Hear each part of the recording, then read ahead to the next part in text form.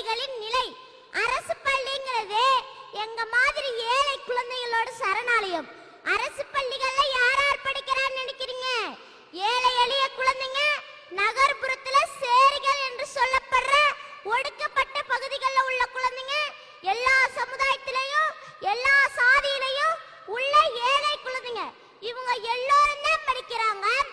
ஏழைகளுக்கெல்லாம் அரசு பள்ளி தான் அடைக்கலமா? நான் கேக்குறேன், இப்படி இருந்தா கல்வி நல்லா இருக்கும்.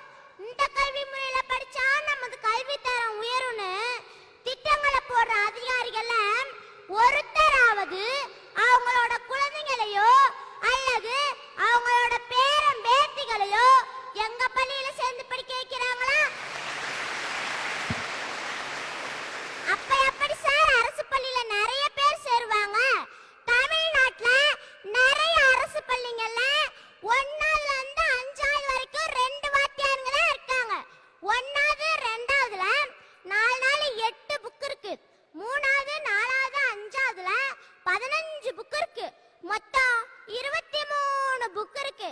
2 வாத்தியாருங்க மட்டும் 23 புக்ல உள்ள பாடங்களை எப்படி சார் நடத்துவாங்க?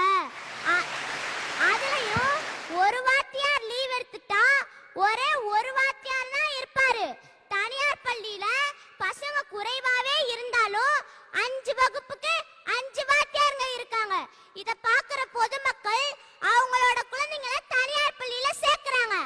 அரசு பள்ளியில மாணவர் எண்ணிக்கை குறையிறதுக்கு இதுதான் முக்கிய காரணம்.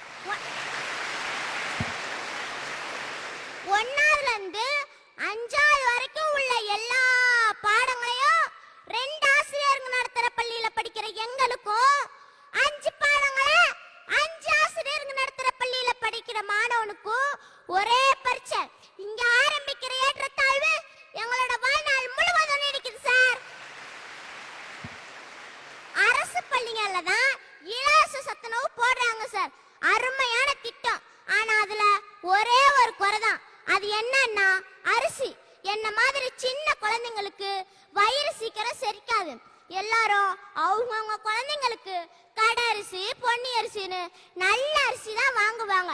அந்த அரிசி சோறு தான் சாஃப்டா இருக்கும், நல்லா செரிக்கும். நான் கோயில் திருவிழா கல்யாண வீடுங்கள்ல தான் பொன்னி அரிசி சோறை சாப்பிட்டுருக்கேன். அரசு என்ன பண்ணணும்னா எங்களுக்கு போடுற ஒரு வேளை சோற பொன்னி அரிசி சோறை போட்டா நல்லா இருக்கும்.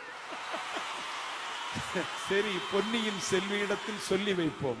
எங்க அக்கா ஒரு கவர்மெண்ட் ஸ்கூல்ல 12ஆவது படிக்குது.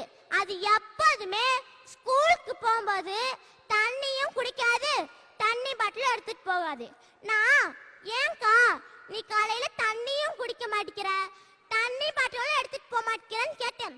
அதுக்கு எங்க அக்கா, நான் மட்டும் இல்ல எங்க ஸ்கூல்ல படிக்கிற நிறைய பிள்ளைங்க இந்த மாதிரி தான் வராங்க. ஏன்னா எனக்கு ஸ்கூல்ல போய் 1 பாத்ரூம்ல வந்தா எங்க ஸ்கூல்ல உள்ள பாத்ரூம்க்கு போகவே முடியாது.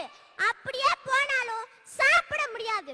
1 பாத்ரூம்ல வந்தா நானும் என் ஃப்ரெண்ட்ஸுங்களும் அடக்கி வச்சுட்டே வருவோம். இங்க உட்கார்ந்துருக்கவங்கள தைரியம் உள்ளவங்க, துணிச்சல் உள்ளவங்க, செல்வாக்கு உள்ளவங்க உங்க ஊர்ல உள்ள பெரிய அரசு பள்ளிகளுக்கு போய் அங்க உள்ள பாத்ரூம்களை பாருங்க. நான் சொல்றது உங்களுக்கு புரியும். இதுதான் சார் இன்றைய அரசு பள்ளிகளின் நிலைமை. அதுவும் இந்த கவர்மெண்ட்ல வேலை செய்யற வாத்தியாங்களே அவங்களோட குழந்தைங்களை கவர்மெண்ட் ஸ்கூல்ல சேர்க்கறது இல்ல. வாத்தியாருங்க மட்டும் இல்ல, கவர்மெண்ட்ல வேலை செய்யற கலெக்டருங்க, அமைச்சருங்க யாருமே அவங்களோட குழந்தைங்களை கவர்மெண்ட் ஸ்கூல்ல சேர்க்கறது இல்ல. வேலை மட்டும் கவர்மெண்ட் வேலை வேணும், ஆனா அவங்க குழந்தைங்களை பிரைவேட் ஸ்கூல்ல படிக்கணும். இது என்ன சார் நியாயம்? கவர்மெண்ட் ஸ்கூல்ல வேலை செய்யற எல்லாருமே அவங்களோட குழந்தைங்களையும் கவர்மெண்ட் ஸ்கூல்ல தான் சேர்க்கணும்னு சட்டம் பண்ணணும் சார். அப்பதான் அரசு பள்ளிகளோட தரம் உயரும். சபாஷ். இன்னொன்னு என்னன்னா, தனியார் பள்ளியில 1ஆவதுல இருந்து 12ஆவது வரைக்கும் படிக்கிறவங்களுக்கு MBBS BA படிக்க சீட்டு கொடுக்க கூடாது. 1ஆவதுல இருந்து 12ஆவது வரைக்கும் பணத்தை கொட்டி படிக்க வைக்கிறாங்க தானே, MBBS BAலயும் பணத்தை கொட்டி படிக்க வைக்க வேண்டியானே. இதுக்கு மட்டும் கவர்மெண்ட் காலேஜ் கேக்குதோ? அரசு பள்ளியில படிக்கிறவங்க என்ன இலச்சவாயின்னு நினைச்சீங்களா? யோசிங்க. அடி கீர்த்திகா யோசிங்க, நல்லா யோசிங்க. மொத்தத்தில் நமது அரசு தனியார் பள்ளிகள் மூலமாகவும் அரசு பள்ளிகள் மூலமாகவும் கல்வியை அளிக்கிறது. தனியார் பள்ளிகளில் பணம் கட்டி படிக்கிறார்கள், அரசு பள்ளிகளில் இலவசமாக படிக்கிறார்கள். 12ஆம் வகுப்பிற்கு பிறகு பாருங்கள், அரசு மருத்துவக் கல்லூரி, அரசு பொறியியல் கல்லூரிகளில் தனியார் பள்ளிகளில் பணம் கட்டி படித்தவர்கள் இலவசமாக படிக்கிறார்கள். அரசு பள்ளிகளில் இலவசமாக படித்தவர்கள் தனியார் கல்லூரிகளில் பணம் கட்டி படிக்கிறார்கள். இல்லை என்றால் திருப்பூரிலும் சென்னையிலும் கோவையிலும் கம்பெனிகளில் வந்து செத்துக் கொண்டிருக்கிறார்கள். இதான் சார் அரசு பள்ளியில படிச்ச மாணவர்களோட நிலைமை. அரசு, பெற்றோர், வணிக கல்வி நிறுவனம் என பல தரப்பினரிடமும் முடங்கி கிடக்கிறது எங்களின் எதிர்காலம். பாடங்கள் வகுப்பறையின் 4 சுவர்களுக்கிடையே மனப்பாடம் செய்வதற்கு அல்ல, வாழ்க்கையை வாழ கற்றுக் கொடுப்பதே கல்வி. எங்களின் அனைத்து வகையான திறமைகளையும் வளர்ப்பதே கல்வி.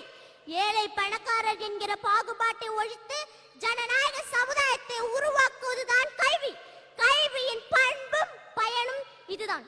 இந்த லட்சியங்களை அடைவதற்கு அனைத்து பள்ளிகளையும் அரசே ஏற்று நடத்தினால் கல்வியில் ஒரு சிறந்த நாடு உருவாகும்.